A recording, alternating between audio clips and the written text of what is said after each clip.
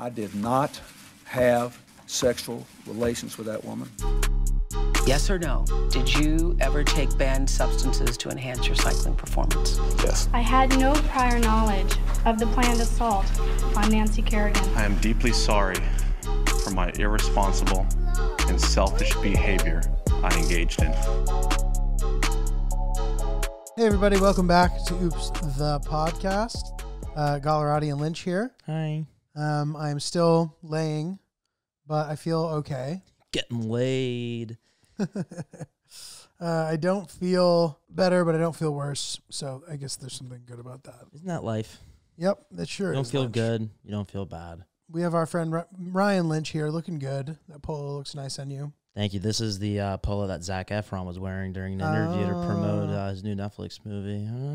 I got it before I saw him on TV with it, so maybe he saw me in a TikTok wearing it. I don't know. I'll tell you what. I don't know. It's a subtle enough of a design that I think you'll at least be able to get away with it if you can bear knowing that it's the same one. If he can bear knowing If it's he the can same bear one. knowing. I like that. Zachary. Main character, Energy Lynch. Zachary. Hilarious. What a good-looking dude. If I was, I would. But I'm not. But you might. I could. You could. Yeah, keep Vic on her toes. Right before I went to bed last night, right before my phone said no more social media, I had 5 minutes left and I was on TikTok. And my For You page fed me a video of this woman. And she had cancer. And she said, please, please, please, please watch this. And I did, because I knew if you watch it for at least, I think, 30 seconds, she would get paid. And I saw that the post already had 1 million likes, or 3 million likes, which means it probably had somewhere in the tens to hundreds of millions of views. Was she instructing you to watch for 30? She was instructing. She was like, please, please, please, please, please. I just got laid off from Amazon. This can help. Every 1,000 views gives me some pennies towards my chemo. And so I watched it, and it was really, really sad. And then I kept scrolling, and then every fifth video was just a super sad video because TikTok was like, oh, you like that. And so then I had to, the third one that I saw, I had to click not interested, because I can't watch that all day. Yeah, that's true. And then I was done with social media for the day. So that's kind of what was in my head. Well, at least as I went to bed. It cements your decision to not want to be on it as much. Yeah. Helpful. Yeah, so life's good, life's bad. Dude, I've been trying to get my Italian citizenship for a while. I was sort of doing it on my own for a bit. I went to the consulate. I had an appointment. The what? To the Italian consulate. What's I don't know. Pretend I don't know what a consulate is. Okay.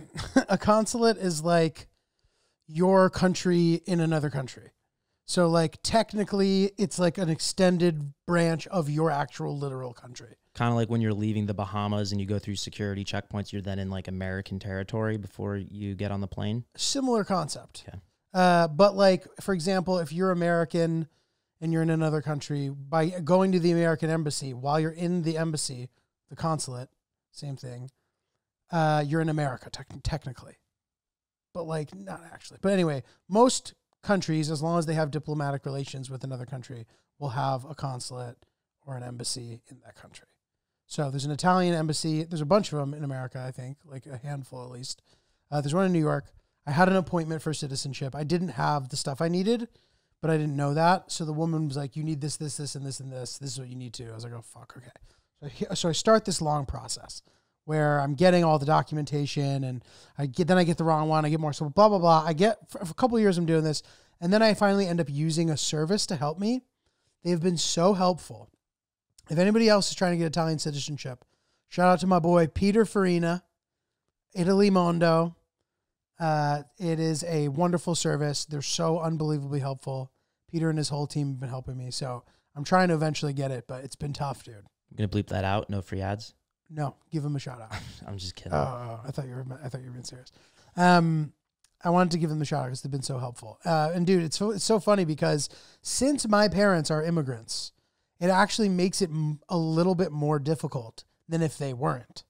So for example, if your grandfather was here, moved here, your great grandfather, there isn't like a need for direct paperwork to be linked to my parents. So I need less documentation than if my parents actually came to America. And there's all these problems with my parents' paperwork. Like my mom's birth certificate doesn't say that she has parents on it, which is very unusual. Is there a part on the certificate that's supposed to be filled out that's vacant, or just there's nothing there? It's an official government document. If her parents are her parents, it's supposed to say their names on the thing. For whatever reason, they're not there. To the point where the guy helping me was like, was this one of those things that you guys just don't talk about in your family? Like, and I'm like, oh, like what? Like my mom was left on a doorstep somewhere? Like, I don't think so. To my knowledge, she was the kid of my grandparents. Like, I don't know for sure, but like, I have reason to believe that is accurate. Like, I knew my grandmother at least. And then my dad decided to give himself a middle name at some point. On his birth certificate, there's no middle name, but on all of his adult documentation, he has a middle name. So it's like screwing all my shit up. So I have to like amend documents, blah, blah, blah, blah, blah. I've been going at it for years, but we're hopeful that by the end of this year or the beginning of next year, I will be able to apply for an Italian passport. Cool. And the one advantage is that because my parents are immigrants, I actually get to join a different line for an appointment. And there's a much longer line for everybody else. So that is when my sort of birthright will start to, not my birthright, but my lineage will start to help me out. Nice. Why do you want to do this? Well, having dual citizenship like just gives you more flexibility in general. I think that like there's different tiers to it. Like having the passport doesn't mean that you can just like get free healthcare in Italy automatically. I think there's like levels to it. But specifically for me, other than it being a flex, it just makes life easier when you're traveling to have both. And specifically and especially in the future, starting next year, I think Americans need to get e-visas to visit Europe, which is annoying. It's like $20, $30, like whatever, not a big deal, obviously. But then like you have to wait in a different line at customs. And I can also go to different places. There's another step that's coming? Yeah. Okay. And I can go certain places that I wouldn't be able to go with my U.S. passport also, which is obviously appealing to me. Mm-hmm. So that's all part of why. And now at this point, I'm just being sort of defiant. Like it's been such a difficult process that I don't want to be worn down. I want to win. Mm-hmm. So like on the phone with the credit card that you've done in the past? Correct. You win. It becomes a source of pride eventually. Mm-hmm. So I don't know. And, other people, I've heard them talk about this, and apparently it's like much more straightforward and easier to get your sort of passport in a similar situation for other countries. So I'd love to hear about what that experience is like. If anybody has sort of any unique experience claiming their citizenship for wherever their family's originally from. Yeah, my mom I've not gone in contact with my Playboy Bunny aunt. I wanted to ask about this. So guys, a couple weeks ago, Lynch got hit up by his mother's sister. Blood sister. So would that technically make her your aunt? But do you have to call her your blood aunt because you have aunts? I wouldn't call her a blood, but she is my aunt on the family tree. Okay. In 300 years from now, if people are looking at a massive family tree, that's my aunt. Is there one that represents your sort of like adopted lineage? Oh, that's kind of. It's just DNA. Interesting. It's just DNA. Interesting. So since we spoke last, she sent me 2 messages, very kind messages. She just wants to meet her sister. She's very curious about that. I've ghosted her just because I don't have time to deal with that. I will respond to her when I have time. My mom does not have time to meet her sister. Do you give a teeny bit of backstory for any new listeners or for anybody who missed that episode? My mom's adopted and she has no interest in finding out about her biological parents. I was curious about what my genetic makeup was. I got gifted 23andMe, and that actually does both for you. I thought it just told you the breakdown of your DNA. It also gives you a family tree, and it connects you with people that have also done 23andMe. Right. It also tells them. And it tells them.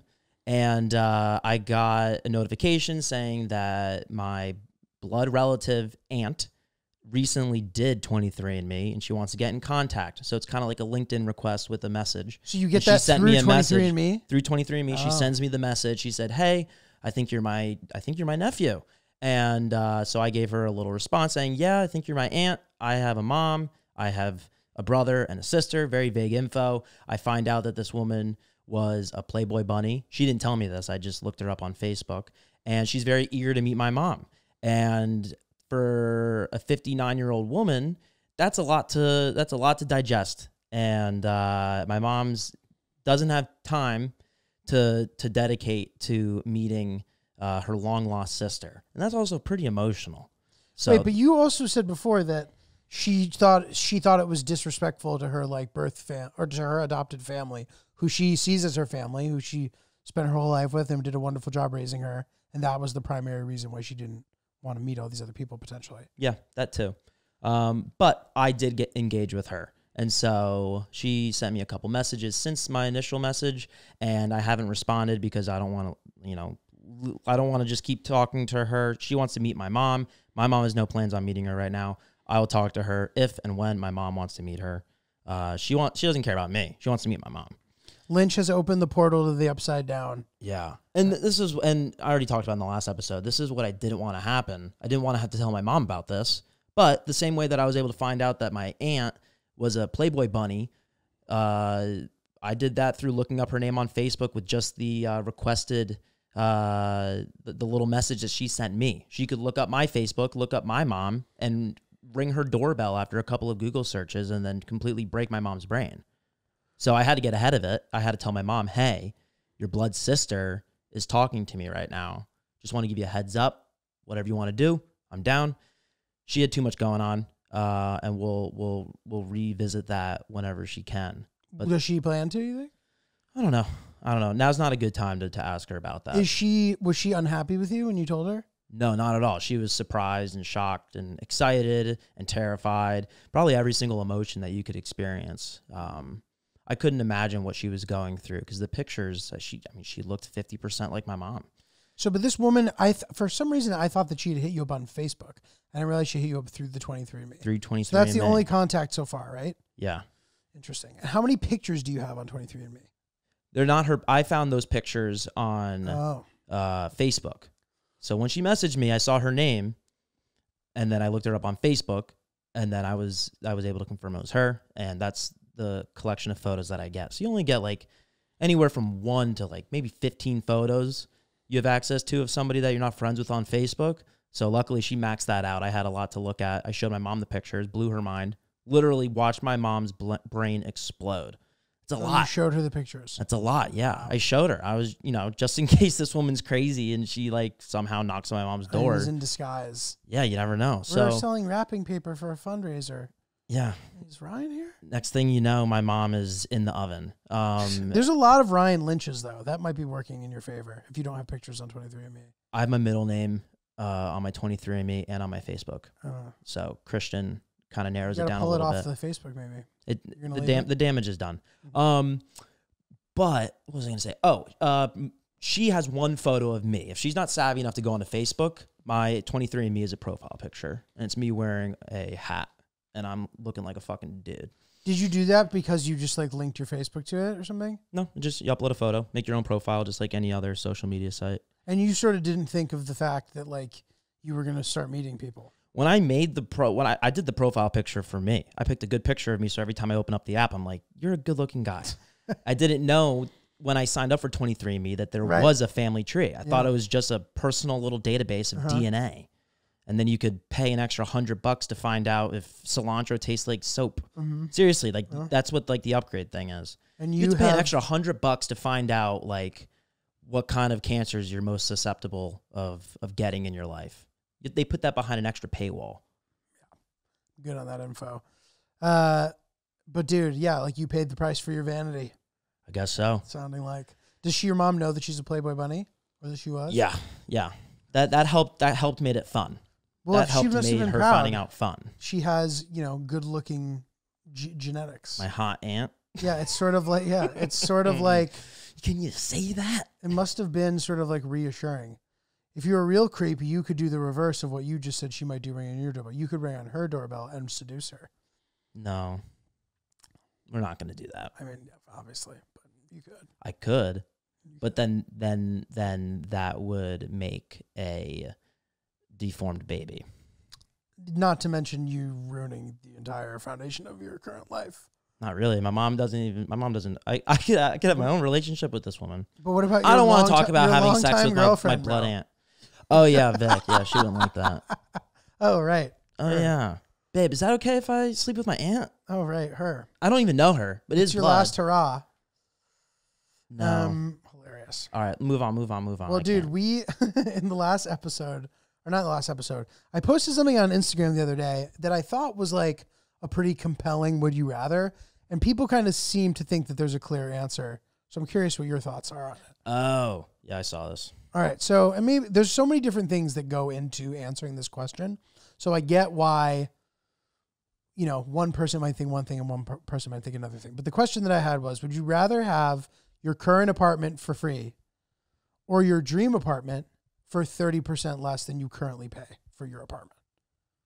Mm-hmm. To me, I thought it was like it was a tricky one because I don't know, apartments are expensive. And maybe this is just my New York mind talking, right? Before you add your opinion, the way that you pose the question allows so many loopholes. So I just want to preface that before you say what you're planning on doing. Tell us the loopholes, because I clearly didn't like understand that so many people, and look, the poll is not that insanely dominant, but it seems as if many people seem to feel very confident about their answer. Mm-hmm. Is all I'll say. But hold on, let's see what the poll is currently at before you tell me what you're going to tell me. Right now it's 79-21. In favor of what? Keeping?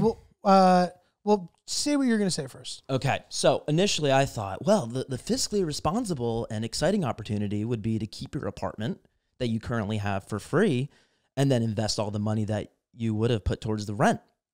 But then I thought you could live in a much larger, luxurious apartment with many bedrooms and then add a couple roommates. And not just roommates, your best friends. And then everyone's going in, splitting that prorated rent for this massive square footage in the sky. So that's when I decided that I would consider moving into my dream apartment and paying the 30% less. That's not a loophole, though. That's just like a scenario. I know, which is fine. It's good for there to be many different scenarios. Yeah, but I also I don't even want to pay 30% of what I pay for my rent right now for any apartment moving forward. So I would further try to find ways to make it cheaper. Mm-hmm. Given those circumstances, if I got to pick my dream apartment would be one with many bedrooms that are basically the size of their own apartments in one apartment. So I could have an even smaller rent every month. Mm-hmm. So that's what I was thinking, and that's what I pick. Uh-huh. What's the ratio? No, 30% less, not 30% of, by the way. 30% less. It's still everything I said I agree with. Yeah. The dominant choice is pay 30% less for your favorite apartment. Mm-hmm. But the way I see it, it's like, I'd rather just not pay rent at all. You know what I mean? That sounds incredible. Now I get maybe just New York is so expensive that you feel stretched no matter what. And maybe like a lot of the people answering this question can just like really afford their apartment. You know what I mean? Maybe they're just like not feeling the pinch from their rent for whatever reason.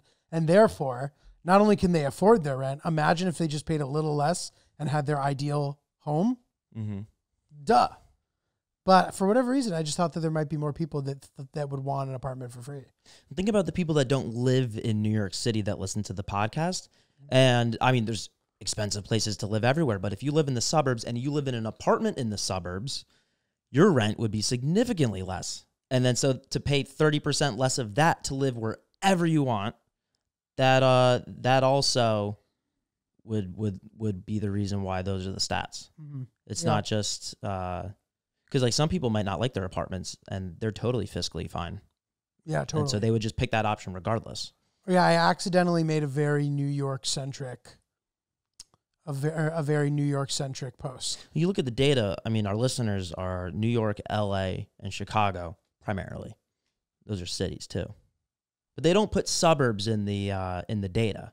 Yeah, but they're also Green Bay, Wisconsin. Those stats are skewed though because those are like 3 of the most populated urban areas. So inevitably more people from those places will listen. Mm-hmm. I mean, I get we're in New York, so that makes sense. Yeah, but I bet a lot of GIULIO fans all over the country living in different apartments, different prices. Right, would be happy to pay 30% less to live in the same place that we'd be willing to pay 30% less to live in, even though it seems like you'd like to stay put and never pay rent. It sounds nice, but there's a couple things that go into it. And yeah, like I said, it's a very New York centric thing that I said potentially because I only said apartment and people then thought apartment and I said apartment, so they should only think apartment. I think I meant home, but whatever. Plus, yeah, you got to think there's a chance that there's like a group of people answering that question who not only do they not live in the house that they want to, but they don't even live where they want to, right? Mm-hmm. So like maybe that's something to take into consideration too. The people who live here want to live here. So like that's already off the table and you're paying an insane amount for shit here too. So yeah. Wait a minute. Girl math. What if you're not paying rent right now and you're living at home? Would you get the inverse of the 30%? Would you get paid 30% of what the rent would cost if you were to go to another apartment? Because you can't pay negative 30% rent on your dream apartment. You make $300 a month. If you were posed this question and you're living at home with mom and dad, that's a great decision to make.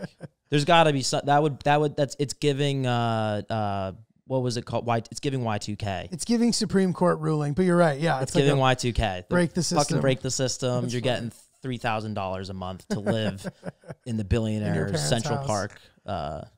Oh yeah. No, you would get paid.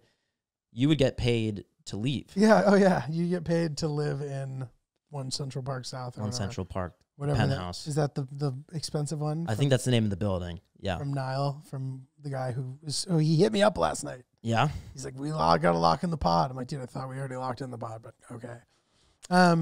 But dude, yeah. So I guess it makes sense. Good question. Did anyone give any creative answers? No. Or it was just A or B. Yeah. I guess it kind of just showed how much people, somebody said something like that on mine. They're like, we all know you live in a penthouse. That's why. And I'm like, all right, my apartment is nice, but it's not a penthouse. So get over yourself, lady. But I wish I could see the penthouse. We have a building blocking it. Because just what a cool thing to point at. In your apartment building? One Central Park. Oh. Just kind of where I live, all of it. Even when I'm not in my apartment, it's blocked by this one big building on the border of Greenpoint and Williamsburg. Hate to say it. That's a problem for me. That upsets me. I can't see that big billionaire building from where I live. Having an obstructed view is shitty, Lynch. Yeah. Don't feel guilty. They just put up a brand new building, these 2 tall buildings right in front of our apartment. And we still get sunlight. Thank God that they decided to make 2 towers instead of one long building, because the space in between the 2 beams of light blossom through and give us the essential lighting that we need to not be depressed all the time. But are the buildings finished? They're finished. Oh, great. Yeah. You were nervous while they were building it? No, I knew for a while. Once they got past our level in the sky that we were going to be okay. And I also looked at the blueprints online, so I knew we'd be fine. But I wish that building didn't exist. Was it loud when they built it? No, our windows are sick. But lucky. I wish something happened during construction where no one died, but the building went away. And I say that with Victoria whenever we're walking to Domino Park. I just look at the building like,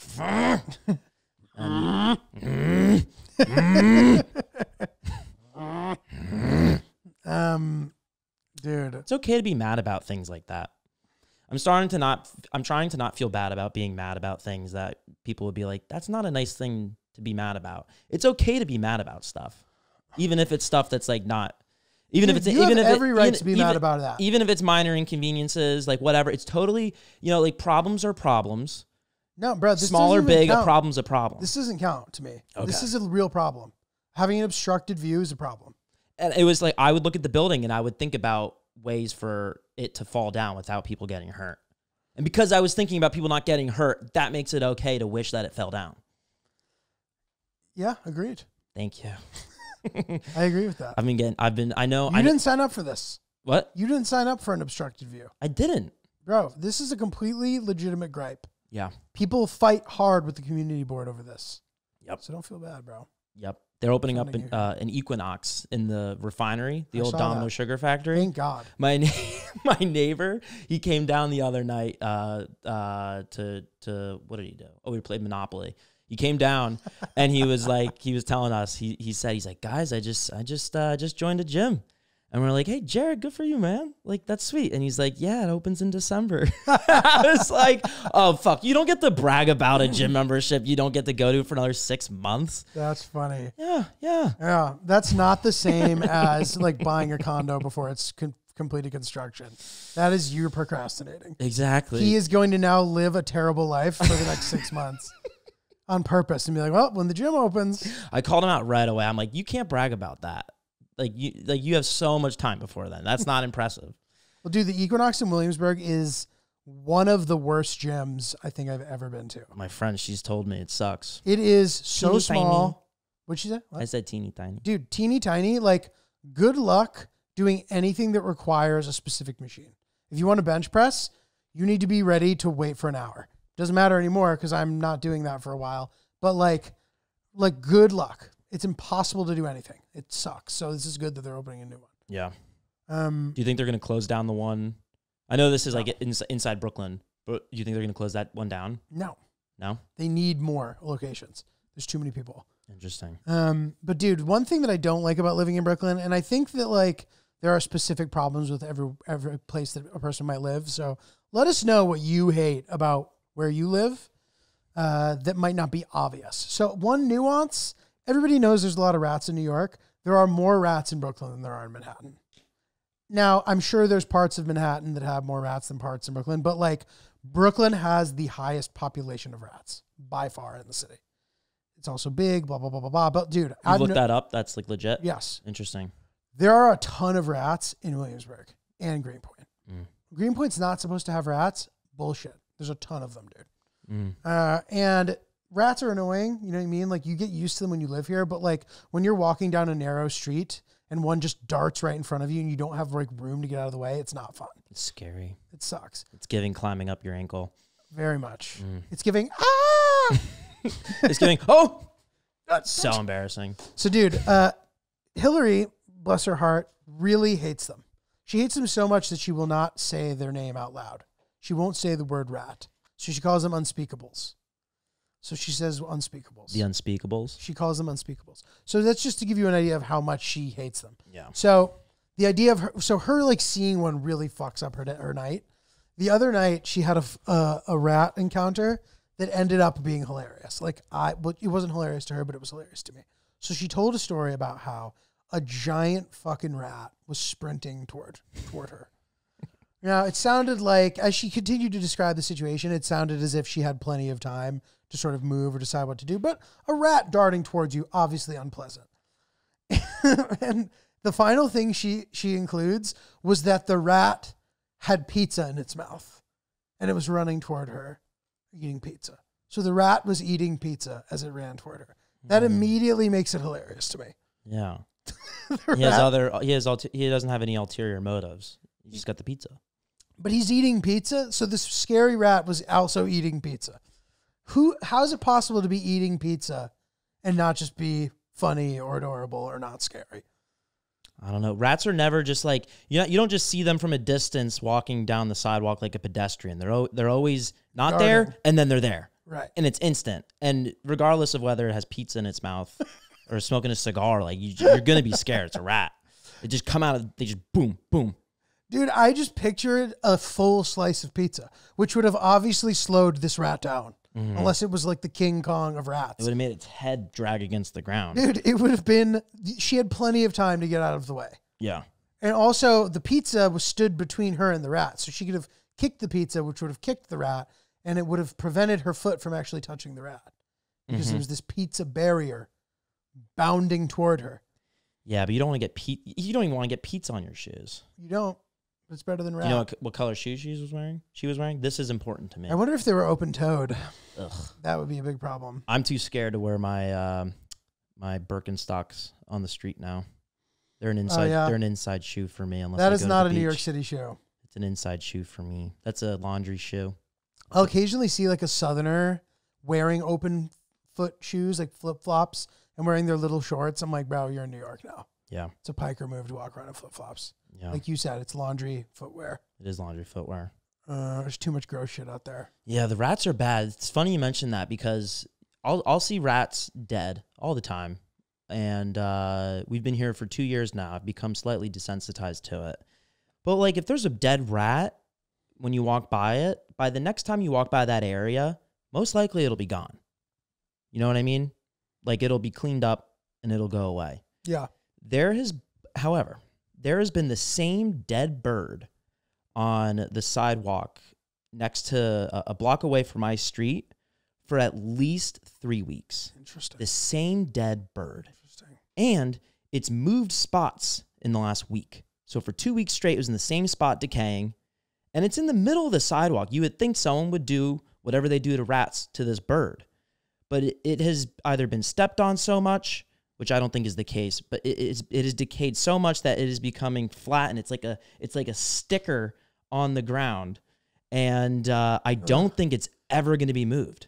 But last week, it shifted over a couple of inches, and like a noticeable amount, meaning that someone tried to. It rained. So, yeah, maybe it rained, but it's a pretty flat sidewalk. So I just don't understand why there's no urgency in getting rid of this bird.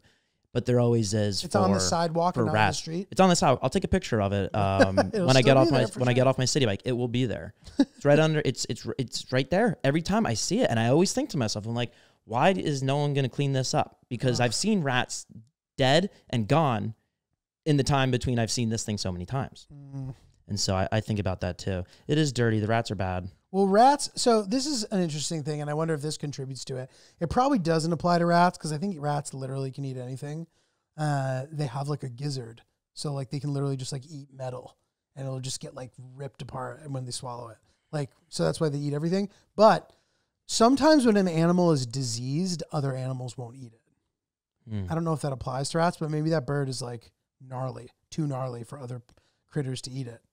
Because you'd think something would eat it. But like, I was watching Planet Earth, and like this yak died, but it died from disease. So the wolves went to eat it, and then they didn't eat it because they realized it was sick.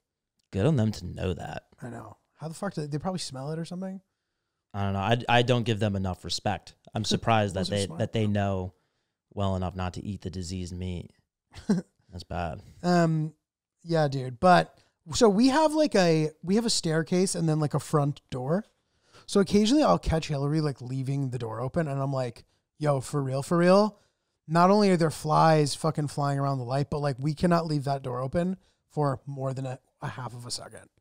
For walking in and going out, that door needs to immediately close, because you don't like unspeakables. Watch how quickly one gets in our fucking apartment if you leave that door open. Scared her straight. Damn, that's hot. All right. That's hot. That's Daddy G. That's right. Daddy G. Dude, I sent an email the other day, and Hillary was CC'd on it. Hell yeah. And she said to me, she's like, I know. She was like, I really like that email you sent. Fuck yeah. I was like, yeah, you liked it? She like brought it up a couple more times. I was like, I think this is her love language, emailing. Nice. Punctuation. Nice. Sent from my iPhone. Pardon the typos. What was it about? I forget. We were like something serious though, arranging right? some sort of like wedding thing. I think she liked the way that I organized. Not only was I formal, but I was informal at the same time. How do you say goodbye in an email? Thanks! Exclamation point. I don't know. That's your go-to? Cheers, thanks. Cheers is not inclusive to people that don't drink though. I think it is. I think it isn't. You can't say, you say, oh, cheers. Especially like foreigners say cheers. Yeah. Cheers, mate. I just think of beers. I say all the best. Not just the best. Or it's not all just best. I say all of the best. I like all the best. I want to give you all of the best that I can give. Best. So here's all of it. Sometimes best is like cold to me. Exactly, yeah. I like all the best. And regards. Even though depending on if you know the person, like it can come off as gentle, but regards can also come off as very dismissive. Right, which can be what you want to convey. You might want to seem submissive. You want to be like elusive. Yeah. I like all the best because no matter what the tone of the email is, you are sending them like, hey, I'm sending you the best case way to deal with this for you, for me, and I'm just sending you my good energy. All the best. All the best. Not some. Not some. Not all some. of it. All. And sometimes they need it. So like, and even if they don't need it, you still send all the best every time. I like that. All the best. Well, if anybody here feels that if I were to say cheers to them when they were sober, if they felt left out, definitely let me know, because I'm willing to entertain taking that out. I think Lynch is being half serious. but he also may not be. So if anybody, let me know if I need to change that. I hope someone's offended and sends a triggering email and says regards. Guys, I hope those dog days of summer aren't wearing your drawers down. Down those drawers. You know what I'm talking about. If you're walking through these streets during the summer, or if you're anywhere that gets hot during the summer, which is most places. Most places in time with years in summertime, yeah. Correct. Especially if you're in the Northern Hemisphere right now, which most of the world's population is. You need a good pair of drawers. And those, for us, are MeUndies. MeUndies has a cut for every butt, Giulio. Ooh, I love that. Tons of different designs. I mean, you have the black pair right there. Nothing wrong with a nice classic sleek pair of soft, breathable underwear to have in your drawer so you can win the day below the belt. Agreed, man. And look, I mean, these are just the standard black boxer brief, super comfortable. And I'll tell you what, Lynch, these stay cool during the summer, but they provide all the insulation one might need during the winter. If you are in that minority of the population of the world who live in the Southern Hemisphere, and right now you're in Ushuaia in Argentina, and it's freezing cold, a pair of MeUndies would actually do you well there too. That's the beautiful thing about them. They are versatile, they are comfortable, cool in the summer, warm in the winter, and they have a different style for everybody. They have different styles for everybody. So we definitely recommend MeUndies. We love MeUndies. Summer is coming. Be prepared with MeUndies. Get 20% off your first order plus free shipping at MeUndies.com/oopspodcast. That's MeUndies.com/oopspodcast for 20% off plus free shipping. MeUndies, comfort from the outside in. So I went to a restaurant. The woman who was waiting on us, it sounded like she owned the restaurant. It was like a small restaurant. It was really good. Classic like Greenpoint situation. Like so much good food in this neighborhood. But we're like, oh, can we have the squid roll or whatever? And she's like, yeah, sure. And then she comes back. She's like, oh, by the way, we're all out of the squid roll. And I was like, oh, that's like her cute little thing where like she's showing she's frustrated, like Eyeroll, but is like keeping it light. Like, oh my God, we actually happen to be out of the California roll or whatever. You know what I mean? I just thought it was No, her. I don't know what you mean. But do you know the type of expression I'm talking about? I know what you mean. I don't know what she means. Right. But by doing that. That's what it seemed like. It seemed as like that was meant. That was what was meant. It seemed like it was a simile to like, I know, right? Or eye roll. Or oh God, like I work too much. You know what I mean? Whatever it might be. So we'd be like, oh, okay, so we'll have like the yaki udon instead. And she goes, okay, great choice. Comes back, it turns out we do have the yaki udon, but we're out of the crawfish. Okay. So then I was like, oh, okay, that's like her cute little thing. She kept coming over to check on us, and then she'd be like, hey, so like how's everything going? You guys happy with the meal? And I was like, I think this just might be like a tick. Tourette's? This might be her like little thing she does. And I don't know that I've ever encountered anything like it, but she must have done it like 7 more times and not all in the context of, I know, right? So she wasn't eye rolling every time she snorted? No, but no. But the first time she did, so you thought it was playful. First time she kind of did, but then she's like, what do you guys think for dessert? I mean, oh my God, they're all so good. Like, how can you even choose one? Yikes. So in a way, it kind of was usually in the context of the first way she did it, but it seemed unusual that she kept doing it, which almost made me think maybe she only does this because she needs to try to hide that she can't help it. So she only does it during times where she's like, oh, I know, it's been hot, right?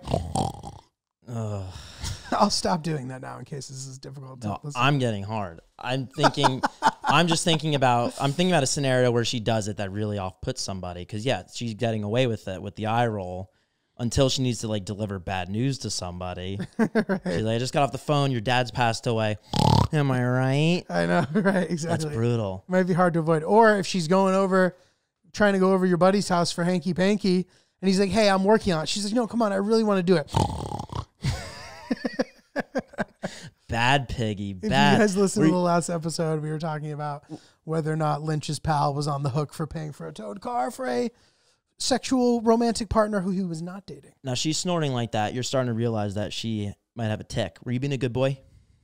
Meaning, did I like... Were you not laughing? No, we didn't. Well, we laughed when it seemed like we were supposed to.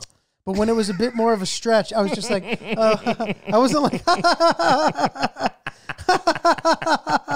was just like, and then she walked away. I was like, I like her. And then by the end of the meal, I was like, is she okay? Yikes, dude. I know. Did I tell you the time that I dealt with someone with Tourette's at the restaurant I worked at?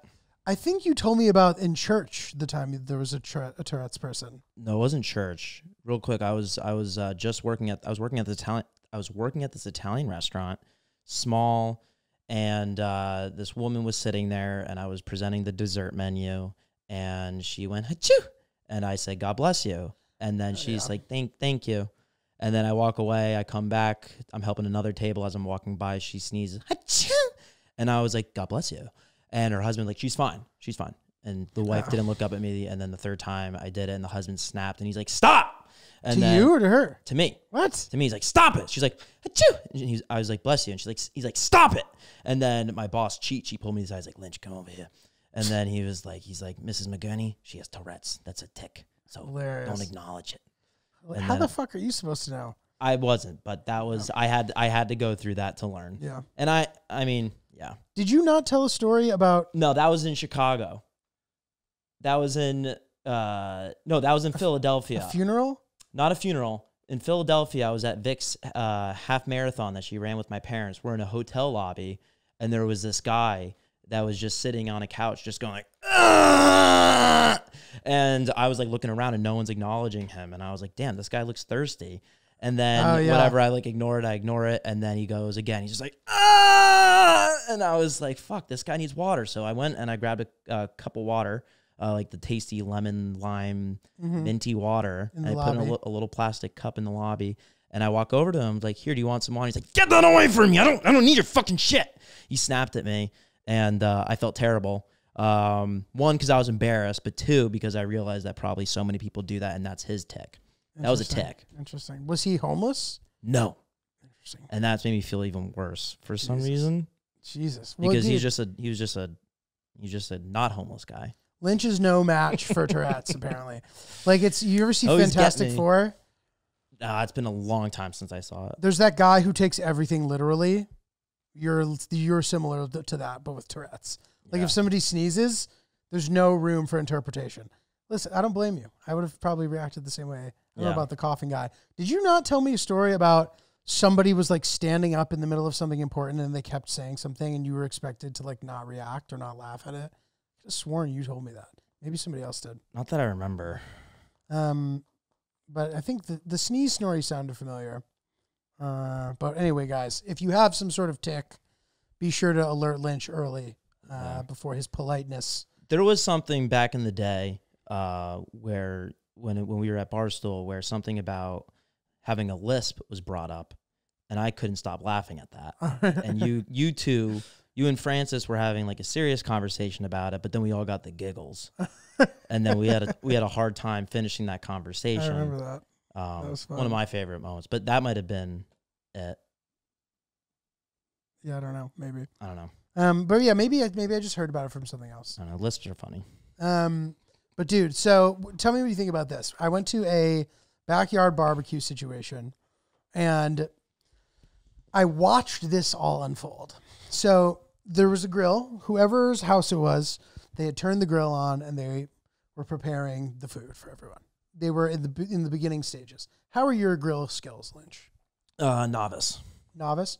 Are you able to, if someone was like, all right, Lynch, you're on burger and dog duty, could you do it without having to look at YouTube? YouTube? Gun to my head, I could get the job done. Okay. So anyway, typically if a person owns a grill, if there's a grill at the person who owns the house's house, I expect that they know how to use it. Okay. So the grill was just idle, but he had clearly turned it on to get it ready. And I was talking to this guy and he goes, oh, 1 second. And he goes over to the grill and he adjusts it. And I'm like, what are you doing? He goes, oh, it was too hot. He goes, it's not supposed to be that hot. So I lowered it. And I immediately was like, oh, fuck. That's like a crime, what that guy just did, I think. Now, I'm not good at grilling either. That wasn't the owner. No, bro.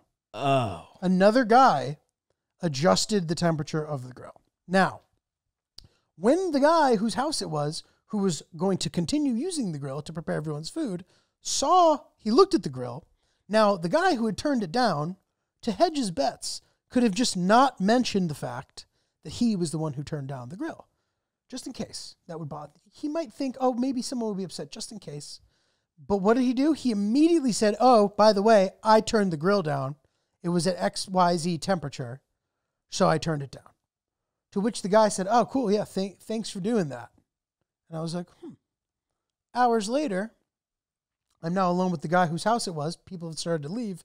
And he mentions, I said some sort of like faux pas, and he goes, yeah, similar to turning down somebody's grill. And I was like, you did notice, you dog. You're angry about that. You notice, and you're not pleased about it.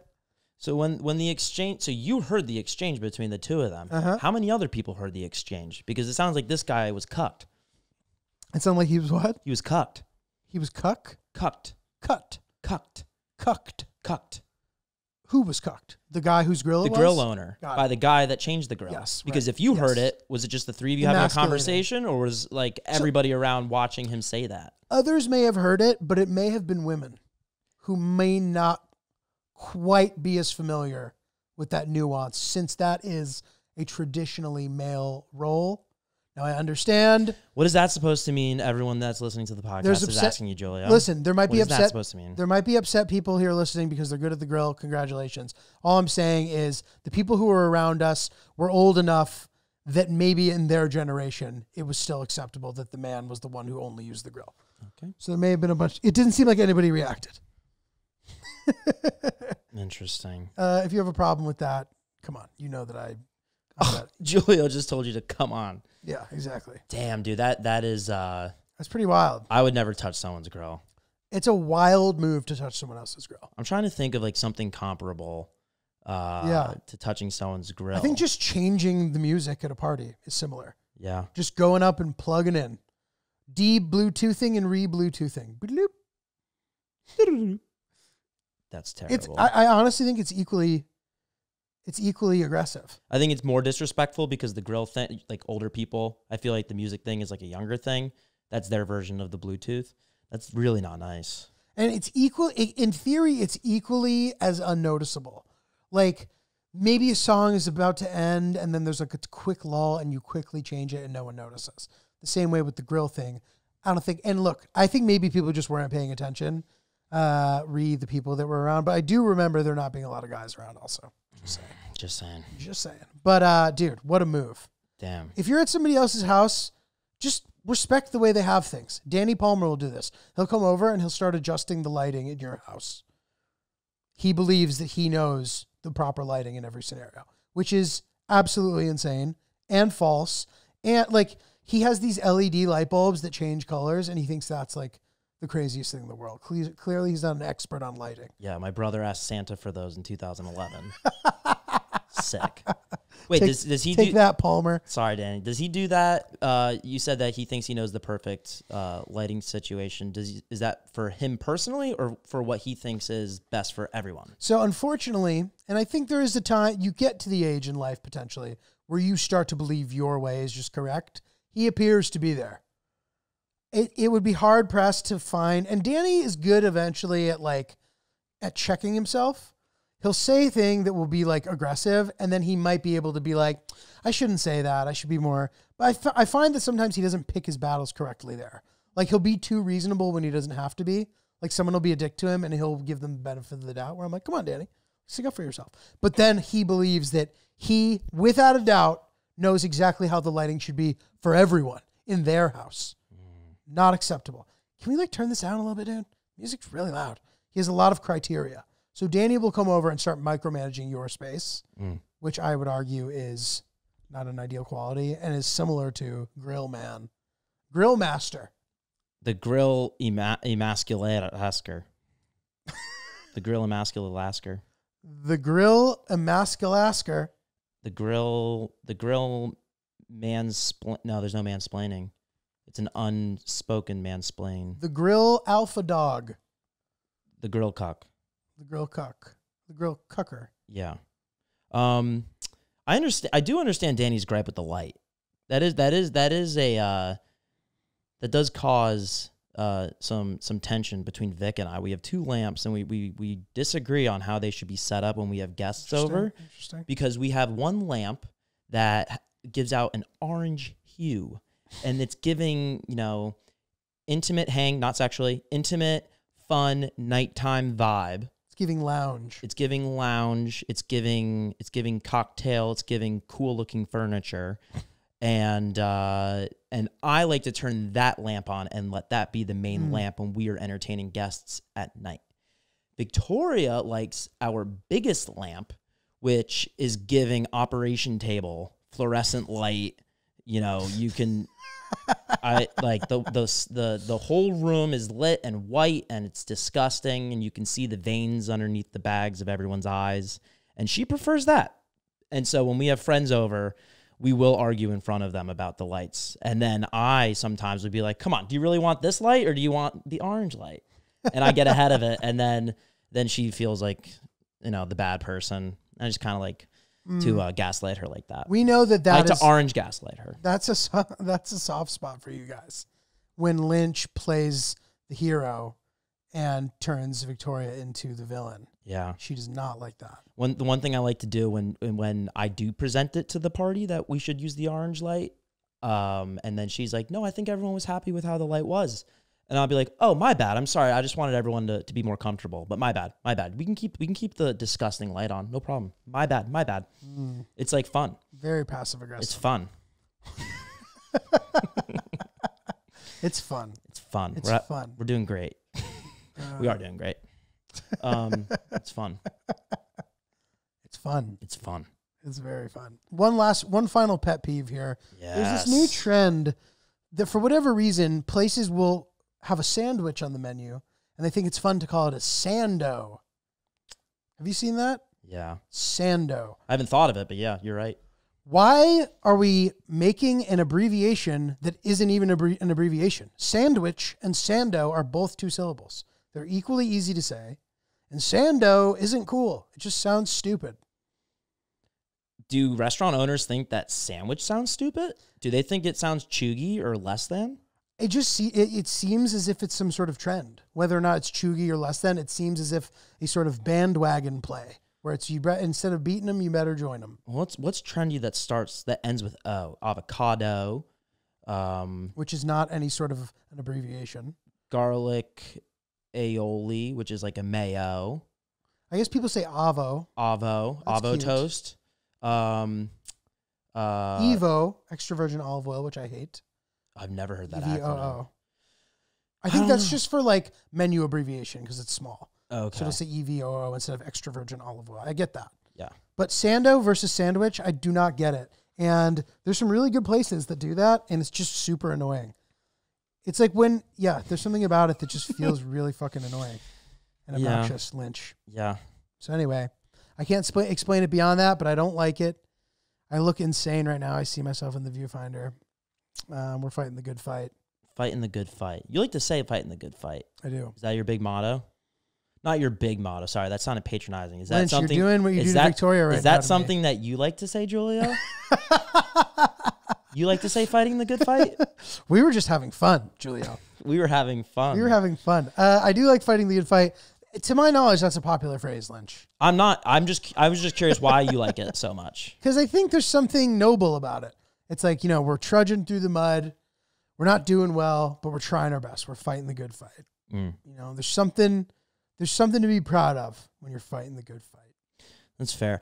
It is. It's a better. I wish I have to find my phrase because bumped into somebody on Saturday. I was out and she said, "What's new with you? How are you?" And I said, "Nothing much. Everything's good." And it instantly killed like any progress on us continuing a conversation. She ended up turning around and just talking with whoever else she was with. She's like, "Okay." You didn't ask her back? I said, "How are you?" I said, "How are you?" But I gave her nothing. Or maybe I opened with, "How are you?" And then she said, "What about you?" And I said, "Nothing, everything." But if I said fighting the good fight, at least that was something. So I'm just curious. You're right. Fighting the good fight opens up. Yeah, it's fun. Which good fight is that, Lynch? Yeah, which fight is it? And you're like, well, fight on drugs. Let me tell you this. Have you ever Have you ever heard of a bright lamp? Yeah, not orange. Oh, Like wine. Heroin's a hell of a drug. I like my lamps like I like my wine orange. Like I like my presidents. How's it going? Well, yeah, fighting the good fight. Well, you could have said, you know me. And then ran away. You know what's funny? There is a way, and I think that this makes you really socially adept to be able to respond with the proper thing about yourself that doesn't come off as narcissistic. So like, I'm doing better than you. no, not even that directly. Like, oh, I'm all right. How are you? So now you're able to say, you know, I'm pretty good.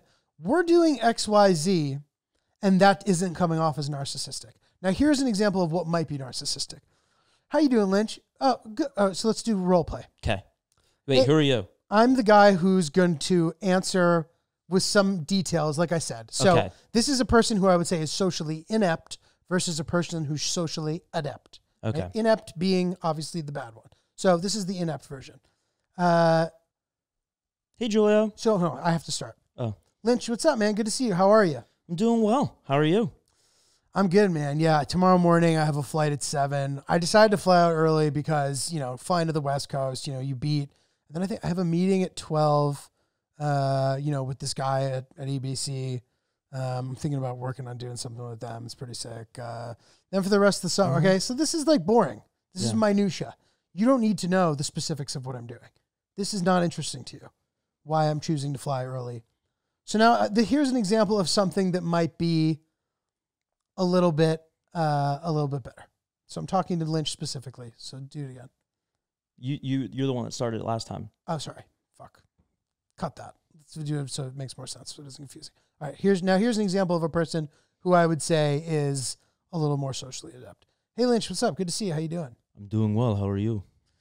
Oh, I'm doing well too. What's that accent? I'm Lynch. Oh, nice. Cool. Wow, nice. Have you spent some time in Russia? The last couple of weeks, it's been fun. How are you doing? Bro, I can't. What's new with you, Julio? Okay, let's just pretend that Lynch was talking normal. And then Isn't this improv? No, it isn't. I set a reality. You must commit to it. No, Accept it that's as the truth. But I did a good job. I was like, what's this accent? All right. Anyway, point being, if you asked, how are you? Do it. I might. Okay, fine. How you doing, Lynch? I'm doing well. How are you? I'm good, dude. I'm good. Crazy accent you have going there. Thank you. Yeah, nice. What is it? Is that Russian? I think so. Nice. Yeah. I've been to Russia. I haven't. So why do you have an accent? Yes. How are you? I'm good. Okay. Well, you know, I'm going to visit my family this weekend. I'm looking forward to it, man. You know what I mean? But you know, as I get a little bit older, I start to feel like I have more of a responsibility to like be around more. And I'm just kind of trying to like balance that with like living my normal life. Immediately, I'm saying something that you can relate to. I feel that. Right? I feel that. My sister is very sick. And then we talk about that. So I get it. Really? No. Oh, okay. No. So anyway, but yeah, so I can be like, whatever. And then we have a full combo. Got it. So yeah, the that point is being, better. Whether or not, if that makes sense to you still, the goal being, if you're going to talk about your personal stuff, it should be something that sparks some kind of conversation, not some mundane, boring thing about yourself that nobody cares about. Yeah. Whether it be bragging or being, oh, you know, we're going to go out to the Hamptons this summer. Yeah, we have a house for July. Looking forward to it. We wanted to get the same house we got last year, but this year they decided they were going to live in it the whole summer. So we did get a different place down the road. It's a little bit more expensive, but it's actually nicer. It's closer to the beach. And now that we have 2 cars, there's actually more space to park. And the kids love the camp. So it's really great. What have you been up to? I'm getting evicted. Or even you should come out sometime, right? You brag and then you shield it with, you should come out. Yeah. That is a nice thing. So anyway. I like that a lot. Sorry, finish what you were going to say. This person I wouldn't have given, I didn't really want to talk to this person that much, but I just noticed I was like, it'd be nice to have at least just a little something better than, I'm doing okay, how are you? Fighting the good fight at least is like a good thing to say. Not that you say it all the time when you're talking to people. Fighting the good fight is nice. Nothing, how are you, But I know what you mean, because there's a time where you don't want to overshare because you don't want to be the annoying guy I'm describing. But also, like, not giving the person something is like its own version of like not being socially aware. Yeah. So you want to like balance not oversharing and not undersharing because you're like afraid of some sort of whatever. Yeah, something of value. Because then you just sort of like seem meek. Yeah. We did one more interaction I do want to share with you, which I do think I played out very well. I was at this place, Brooklyn Crab in Red Hook, and I was there with with a group of 15 people, and I am walking in one direction with a buddy, and I bump into one of my friends from a different group, and I see her, and then I look to my right, and she's with 10 of her friends of her group, and I kind of know all of them. I just met them a few weeks ago, so I wanted to at least say hi to them, but I didn't want to, I'm just a guy they met once. We had a good afternoon one time together. I'm not trying to infiltrate, but I went over to everybody. I was like, hey, good to see you. Hope you're doing well. Hope you're doing well. Like, hey. And then I was like, you guys enjoy. I'll see you guys around. And I felt like it was a great interaction. And my friend that I was with got to witness it. You had one friend with you? I had one friend from the other group with me that didn't know. Where was the other group? I was on my way to them. Got it. With my friend. So you were just you and your friend. You bumped into the group of people, and you stopped and said hi to everyone. Did you introduce your friend? No. He kind of kept going because it was like this whole thing. Got it. So it was like this whole like, holy shit, it's Ryan Lynch. You sort of stopped and said hi, figured out a way to keep it moving. Yeah. Even people that didn't remember my name and I didn't remember their name, I was like, oh, good to see you, bro. Like, hope you guys are doing well. Enjoy. What a great day. Yeah. Trump just got shot. Like, whoa. And I just was out. It was like 60 seconds, but it was just a great interaction with everybody. So how did you physically greet each person? So I hugged my friend, the one that saw me originally. So I was like, hey, good to see you. Then I turned around, and then I saw someone that was in their group that I never met before. And I was like, hey, I'm Ryan. Nice to meet you. And then the hey, I'm Ryan kind of had everyone turn their shoulders around, and they were like looking. And they were taking a break from their conversation. And then I kind of just did this big wave to everybody. Nice. It's like, hey everybody. Guys. And then I went around one of the other people. She wanted to give me a hug. So I gave her a hug. And then on the way back, I dapped up like her boyfriend and like a couple of other guys. And then I was just like, hey, enjoy. What a day. Solid. Made me feel great, dude. It's very good. That's very good. I think it's nice to do the, hey, what's up, hug. Broad hello. I recognize all of you. I don't know you. I'm Ryan. Boom. All while kind of still moving and eventually catching up with your friend again. Very quick. In and out. Very well done. Ocean's 11 style. Brooklyn Crab on the boardwalk, making it happen, saying hello, being polite. Fighting the good fight. Making them feel seen, fighting the good fight. That's it for us, guys. Oops Podcast. Come see me in LA the 3rd of August, Pasadena, actually, at the Ice House. I'm going to be in St. Pete in Florida, 20th and 21st. At Not Julio, at Not Julio G on Snapchat and TikTok. And feel free to email us, oopspodcast@gmail.com. Buy some merch. We got a bunch of cool new T-shirts for the summer. And follow Young Lynch at Ryan Is Really Polite. What the wonderful guy he is. What else you got to plug? That's it. We got fresh surfing tees. We got the Big Oops tee. We got the pizza tee, and we got all the other classics from the archive, so check them out. Really appreciate you. And comment below your favorite way to end an email. See you guys soon. Cheers. Bye-bye.